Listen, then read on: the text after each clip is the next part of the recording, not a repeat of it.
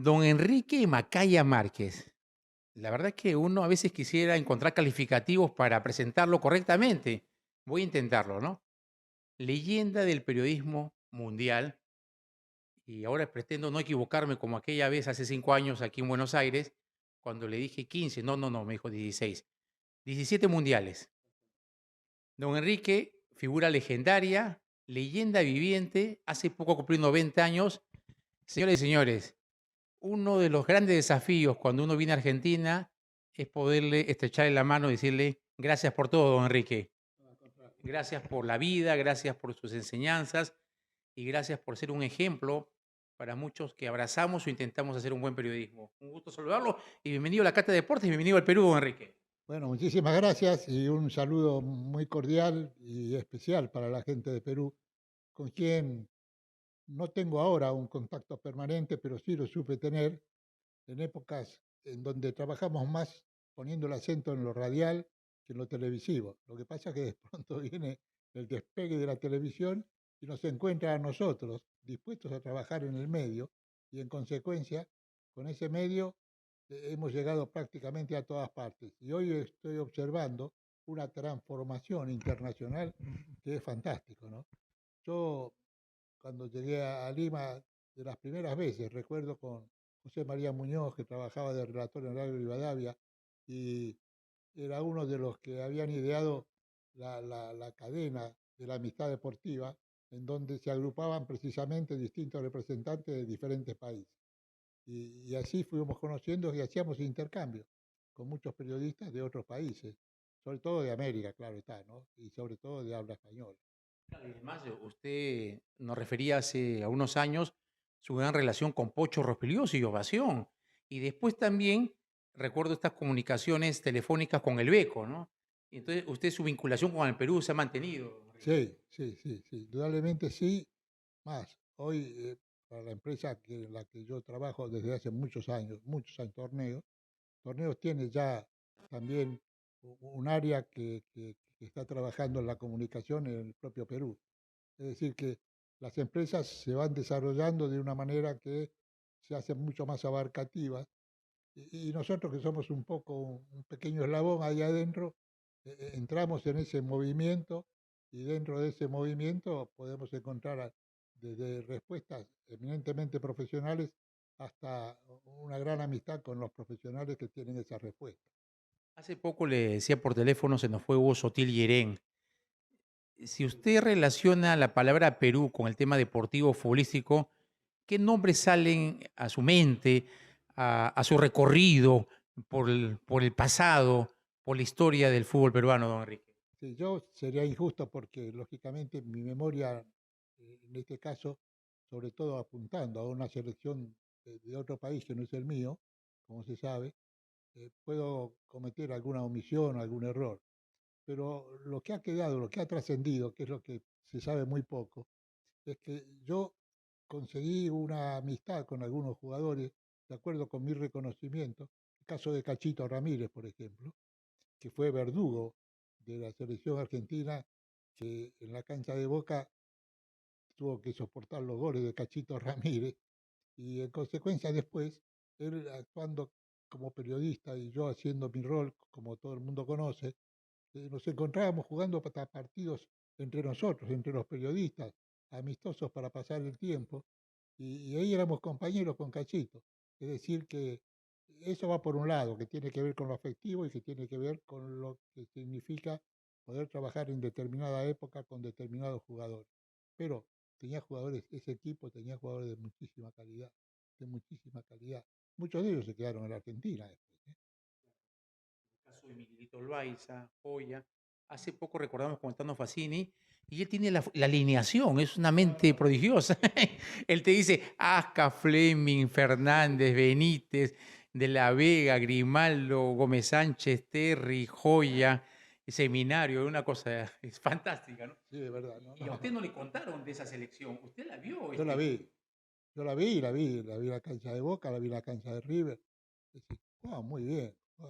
Hoy en día sería realmente del gusto de una gran mayoría y sobre todo consiguiendo resultados a través de un manejo de la pelota y de los espacios con características individuales totalmente diferentes uno de otro. Vos me hablabas de Joya o me hablabas de otro, y de pronto no tenían nada que ver con aquel que venía jugando desde atrás, y como Benítez, por ejemplo, que salía de un costado. En fin, muchos jugadores y mucho fútbol peruano realmente muy importante para nosotros. Y se dio la casualidad. Hay tantas cosas que se dan de casualidad en el periodismo, sobre todo. Desde el primer mundial del 58, como decíamos antes, que fue una invitación de un día para el otro. Me dice, ¿querés ir a cubrir el mundial? Para radio era. Y para Radio Belgrano, yo trabajaba en Radio El Mundo, y todo al revés, todo mezclado. Y, y un director de Radio Belgrano que había trabajado en Mundo y me conocía y sabía que yo también abarcaba la parte deportiva, me dice, mira, salvame que tengo que resolver esto. Y allá fuimos con el relator y bueno, es una peripecia el viaje ese, calculen que estaba hablando del 58, en DC-7, parando en todos lados, reabasteciendo. No era fácil poder viajar como viajar. Y además las comunicaciones, como me le conté a Lucho Isuski, figura legendaria. Les cuento que Lucho Isuski hace radio, tiene 94 años. Está en Los Ángeles, California. Es fundador de Ovación con Pocho, imagínense, con Carlitos Enciso. Y el que también nos contaba del Mundial 58 es don Paco González, que me dice, envíenle saludos. Yo compartí con don Enrique, me dice. Él fue funcionario, dueño del Banco Regional del Norte, radica en Lima. Y me decía que para el Mundial de Suecia no había ni que hacer muchas colas, me dice. Todo era muy tranquilo, ¿no? Y él tuvo la oportunidad, como usted, de verlo a Pelé, ¿no? Y a tantos futbolistas. Y a Argentina no le fue bien en aquella época. No, pero es curioso esto, ¿no? Porque yo tengo una mirada que apunta a dos cosas totalmente enfrentadas y diferentes, pero que tienen que ver en su relación con el desarrollo del fútbol argentino. En primer lugar, el fracaso del fútbol argentino, pero en segundo lugar, el fracaso del porqué del fracaso. En consecuencia, cuando acertamos con el porqué del fracaso, que era no estar informado, no trabajar convenientemente, no preseleccionar con seriedad, en fin, todos los defectos que habitualmente el jugador sudamericano en general, pero particularmente el argentino, lo desestima, mira por arriba del hombro, sobra los momentos que no hay que sobrar y que hay que trabajar. Y en definitiva, de ahí en adelante la cosa comenzó a organizarse de una manera distinta hasta poder conseguir campeonatos del mundo. No es sencillo, no es nada fácil, ¿no? Don Enrique, volviendo al tema de Perú, hemos ubicado en el tiempo a la selección del 59. Pero usted también, yo me acuerdo una conversación muy rápida en la Copa América de 2007 en Barquisimeto. Argentina nos dio 4-0, nos goleó con Riquelme, Messi y compañía. El equipo lo dirigió Uribe en esa oportunidad, allá en Venezuela. Y usted me decía, aparte del 59, la del 70, con Teófilo, Cubillas, con Sotil, con Roberto Chale, Cruzado. También esa selección, y también la del 78, que ustedes observaron acá, que tuvo una primera fase extraordinaria y después ese 6-0 polémico, todavía controvertido aquí en el Mundial que se realizó en su país.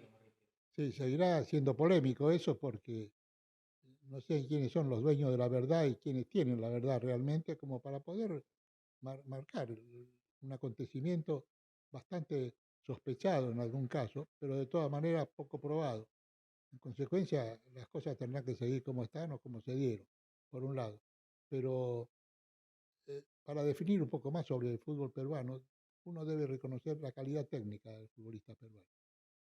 Por ahí tiene algún defecto, otro tipo de defecto que uno puede atacar en cuanto a su relación fútbol con respuesta anímica, es decir, como el desarrollo de un equipo que juega y ese juego tiene que ver con reacciones que se emparentan mucho más con alguna reacción espiritual, anímico, como dije anteriormente, y hay que tener cuidado en ese aspecto, porque de pronto lo anímico está en estos momentos tapando la cualidad técnica. Y en definitiva hay que sumar las dos cosas. Hay que tener una y tener la otra. Para ejercer la calidad técnica, tenés que tener también un buen estado anímico. Y con el estado anímico solamente podés correr, pero no podés tener el talento y la calidad que pueden tener jugadores que, lógicamente, suman técnicamente en su quehacer. Es un todo, como usted Claro. lo remarca. quiero también en este recorrido nostálgico, escarbando un poco el pasado, don José Soriano, el caballero del deporte acá. Aquí vinieron muchos arqueros, ¿no? Walter Ormeño, Honores, y varios futbolistas, ¿no? Don Enrique, usted se sonríe porque le estoy un poquito remeciendo la memoria. Sí, claro, y además, qué curioso, que yo los recuerdo a todos, pero yo puntillosamente, yo no soy tan prolijo como memorioso el Tano Facini, pero más allá de esto, eh, eh, es fantástico, ¿no? Uno ahora recapacita y dice, jugadores que han trascendido porque han jugado en equipos muy, pero muy importantes en la Argentina, equipos campeones, si se Y don quiere. José fue, disculpe, don Enrique, capitán. No, no, sí. Capitán, presidente, el primer presidente de la agremiación de futbolistas de Argentina, un peruano, don José Soriano, que nunca debutó en Perú, le cuento profesionalmente. De Chiclín llegó acá y una historia fantástica. Después se afincó aquí don José Soriano. Es fantástico eso. Pero, ¿y cómo de pronto en el fútbol argentino no sobresalieron en cuanto a la trascendencia con el nombre, pero sí con el juego? Es curioso esto, ¿no? Y bueno, uno tiene que ver y tiene que observar, y por eso cuando vos mencionabas esos arqueros, yo me acordaba porque lógicamente yo los vi jugar, y los vi jugar, si bien no tendría la capacidad como para poder juzgar lo que está bien, lo que está mal y por qué está y por qué no está, pero más allá de todas estas cosas que son un poco un rosario con cuentas que el periodista deportivo debe cubrir y debe cubrir eficazmente, más allá de eso, me sonrío porque me instalás en una época en que yo era muy joven, era muy chico. Y además, don José Soriano, para terminar Sí. en parte de la historia, después llega Carrizo, Amadeo Carrizo, imagínense, palabras mayores, ¿no? Y yo les quiero contar una anécdota, usted es el personaje, pero quiero compartir una emoción única de conversar con usted, don Enrique, que una oportunidad tuve la ocasión de entrevistarlo al señor Barayo, que jugó en la final del Mundial del 30 con Argentina. Él tenía 99 años y la charla fue telefónica. Y yo le pregunté, señor Barayo, porque ahí se instala una polémica permanente, es decir, ¿quién ha sido el mejor futbolista? ¿Y sabe lo que me respondió él? Para mí, yo dije, no, va a decirme Pelé. Imagínense, la entrevista fue el 2008, 2009 por teléfono. Entonces, yo pensé que me iba a decir Pelé, Di Stéfano. Claro, Y me respondió el Charro Moreno. claro, claro. En la época de él era el Charro en River era muy importante, pero no solo en River, porque el Charro después se fue a México, anduvo por otros países cuando era mucho más difícil salir de un país como la Argentina para ir a jugar fútbol en otro lado, porque además los que eran representantes de cierta potencia futbolística en otros países de Sudamérica, económicamente de pronto no podían con la transferencia de un jugador que podía ir al exterior. Pero más allá de eso, Barallo fue de los que más habló sobre los jugadores que compitieron con él y bueno, él también competía partiendo como integrante, como importante, integrante de un equipo grande. Entonces tenía ciertas ventajas. Pero con referencia a eso, te quiero decir que yo he buscado a través del análisis puntilloso, exhaustivo, profundo, cuál sería la metodología para poder comparar las capacidades de los jugadores teniendo en cuenta adversarios que se te presentaron en el momento, a época que se te presentaron estos adversarios, compañeros que vos tenías para enfrentar a esos adversarios, el tipo de fútbol que gustaba a la gente. Es decir, no hay forma de poder comparar y decir, yo hoy escucho a los jóvenes que un poco eh, sentados sobre la estadística te dicen, y este es el mejor por esto, 20 pases bien hechos. ¿Quién dijo que están bien hechos? Capaz que había 20 pases mejores sobre esos 20 pases. Es decir, es muy difícil. Hay una impresión.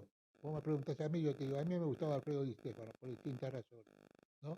Me gustaba Maradona, me gustaba Pelé, pero por ejemplo a Menotti le gusta más Pelé que otro, que Diego, por ejemplo. Y aparece Messi en el fútbol moderno totalmente transformado y económicamente diferente. Entonces vos decís, ¿y cómo comparo en este contexto a este jugador con este jugador que estaba realmente instalado en otra forma de jugar, en otra forma de sentir y en otra forma de valorizar su capacidad y a través de su capacidad los resultados que pueda conseguir? Hoy económicamente es muy importante ganar, es muy importante la Copa Libertadores, es muy importante el Mundial de Clubes que se viene. No, no es tan sencillo, ahora es todo mucho más complicado. Usted le dijo, me acuerdo de la charla anterior, en la puerta ahí del canal, ahí en el centro de Buenos Aires, en plena lluvia, que estábamos con Martín Andrés Fernández en esa oportunidad, el productor general de la Cátedra de Deportes, estaba con mi hija Meche, que estaba empezando sus estudios de periodismo, y él le preguntó, ¿y Messi qué debería hacer para estar en ese Olimpo, en, en lo más alto? Y usted le dijo, buena pregunta, tiene que ser líder para ingresar a ese... ¿no? Se dio en la Copa América de Brasil, cuando yo veía que los compañeros de Messi lo levantaban en andas a Messi, lo abrazaban a Messi y de alguna manera buscaban no solo la solidaridad, sino la felicitación a aquel que los condujo hasta determinado lugar, y ese lugar fue el campeonato y la copa, indudablemente ahí pasó a ser líder. Yo creo que ahí es una cosa caprichosa, y este como sabe que es líder a partir de este momento para atrás no, de este momento para adelante sí, porque yo vi el reconocimiento de todos los demás, y el líder justamente, si no llega a tener reconocimiento no sirve como líder, no existe como líder. Don Enrique, para la parte final, dígame si tendría que valorar y hacer mm, un autoanálisis de su carrera eh, de más de 60 años, eh, ¿cuáles son esos soportes? Este, ¿Cuáles son esos argumentos para mantenerse vigente, hacer periodismo y lo más importante, enseñar, ser docente? Usted ha sido, creo que debe ser el periodista más de mayor cantidad de homenajes, de galardones aquí, con Martín Fierros, que me imagino que su departamento ya no debe tener este espacio ya o su lugar. Cuéntenos, eh, la pregunta parece un poquito de rutina, pero ¿usted se ha puesto a veces a pensar y analizar cómo ha logrado esta sostenibilidad en el tiempo? Estos 17 mundiales, esta situación de abrazar el periodismo de una manera permanente y casi eterna. Sí, de todas maneras hay que pensar que eh, lo afortunado, lo casual, también tiene que ver y ocupa un lugar en el desarrollo de todo. Yo te dije, Mundial de Suecia, mi primer mundial, casi de casualidad pude llegar a Suecia y bueno, y pude trabajar en ese primer mundial. Pero más allá de eso, que son hechos casuales, vos fijate que cuando se juegan los mundiales, en Argentina es invierno, y en los inviernos argentinos generalmente vienen la gripe, vienen los resfríos, vienen las pulmonías. Yo nunca estuve enfermo. Entonces, eso es un hecho absolutamente casual. Pero más allá de eso, en todo lo demás, es decir, yo trato de seguir investigando, trato de investigar por las mías. Es decir, yo no me conformo con que me digan 200 pases bien hechos o 20 pases bien hechos. O esto, no, déjame ver a dónde están hechos, cómo están hechos.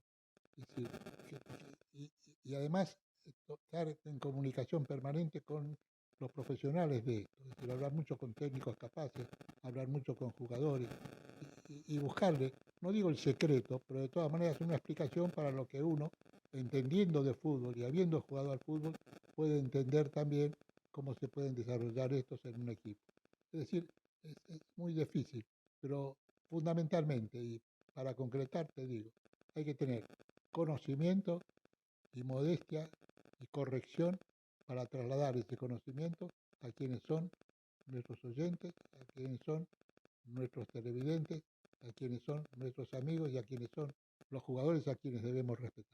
Conocimiento más conocimiento más conocimiento. Esa es la palabra clave que usted siempre esboza. Sí. Don Enrique, ¿y cómo ha luchado para el tema de los egos? ¿Cómo se controla esta situación que a veces las vanidades pueden envolver a determinada persona? Está bien, es muy personal eso. Eso ya depende de cada uno, de su formación. Y casi ni siquiera puedo darte una respuesta porque es muy amplio, la pregunta es muy amplia y la respuesta es muy corta. No lo sé. Y ese es el fundamento, ¿no? Ante la duda y ante no saber, buscar conocimiento que te va a dar la respuesta adecuada. Don Enrique, aquí y en Argentina, en el Perú, en todas las partes eh, hay una presencia masiva de futbolistas, el periodismo, las comunicaciones lo hacen diversas personas Y de una u otra manera, este, el que grita, la gente dice: "Qué buen periodista". El que insulta es un periodista valiente, no es cobarde. Y sin embargo, también hay otra corriente. A usted, por ejemplo, no se le conoce ningún antecedente de gritar o vociferar. Entonces, la gente que escucha, los jóvenes, todos que necesitamos aprender de una leyenda como usted en el periodismo deportivo, don Enrique Macaya Márquez, es saber, entonces, ¿qué es ser buen periodista, no? ¿Dónde está? ¿Cómo convivir ante los extremos, don Enrique? Y yo creo que con el sentido común, es decir, acá vale más la persona que el periodista o que la persona dedicada al periodismo. Es complejo, no es tan sencillo, pero en primer lugar hay que estar convencido de lo que uno quiere ser y cómo tiene que hacerlo, y cuáles son los caminos que debe transitar. Si vos elegís bien los caminos y no te equivocás precisamente en ubicar el sendero que te va a llevar a un objetivo determinado y tenés que sortear algunos inconvenientes, tenés que sortearlos. En primer lugar, con un gran respeto hacia la opinión de los otros y hacia la capacidad de los otros y hacia lo que los otros han demostrado en toda su trayectoria, sea en el periodismo o sea como deportistas o jugadores futbolísticos o de fútbol en este caso particular. Pero más allá de eso, creo que lo fundamental es eso, ¿no? Tomar conocimiento del conocimiento, porque hoy en día se va transformando todo, y posteriormente saber cómo trasladar, transformar y entregar ese mismo conocimiento. Y además usted tiene también una frase, ¿no? Muchos dicen que utiliza demasiado el usteísmo, ¿no? Pero como una forma de respetar. No, Enrique, gracias por estar aquí con el Perú, ¿ah? Por ese reencuentro, que Dios lo siga bendiciendo y que su legado permanezca siempre. Valoro mucho su gesto y ahora me puedo regresar tranquilo a Lima. Cuídese mucho, que Dios lo bendiga, la verdad, don Enrique. Gracias por estar aquí en la Cata de Claro. Deportes. No, gracias a ustedes, muy amables, un saludo muy cordial para toda la gente de Perú y particularmente para aquellos que han tenido en determinado momento un contacto profesional con nuestro trabajo, que seguramente seguirá y seguirá por los años, más allá de que nosotros podamos quedar en el camino. Hasta pronto y muchas gracias.